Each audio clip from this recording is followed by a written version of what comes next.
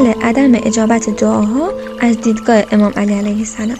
مردی به امام علی عرض کرد: خداوند می‌فرماید سوره غافر آیه 60 ادعونی استجب لکم، مرا بخوانید تا شما را اجابت کنم. پس چرا ما دعا می‌کنیم ولی اجابت نمی‌شود؟ حضرت فرمود چون دلهای شما در 8 مورد خیانت و بیوفایی کرد. 1. خدا را شناختید ولی حقش را آنگونه که بر شما واجب بود ادا نکردید. از این رو آن معرفت به کار شما نیامد. 2. به پیامبر خدا ایمان آوردید ولی در عمل با سنت و روش او مخالفت کردید. پس ثمره ایمان شما چه شد؟ 3. قرآن را خواندید ولی در عمل با آن مخالفت کردید. 4. گفتید از آتش دوزخ می‌ترسید ولی در همه حالات به واسطه گناهان خود به سوی جهنم می‌روید. 5.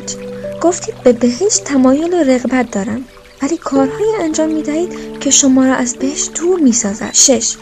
نعمت‌های خدا را استفاده می‌کنید ولی شکر و سپاسگزاری نمی‌کنید. 7. خداوند فرمود شیطان دشمن شماست، شما نیز او را دشمن گیرید.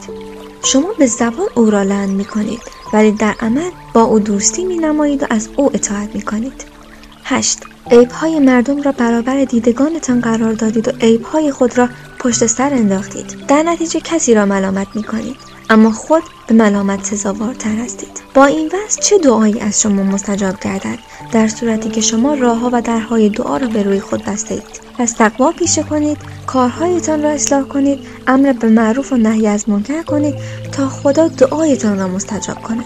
راه دعا در هنگام گناهکار بودن از دیدگاه امام صادق در ویدیو بعدی بهتون میگم. اگه این ویدیو به شما کمک کرد ممنون میشیم ما رو ساب و لایک کنید و نظرتون رو برامون کامنت کنید.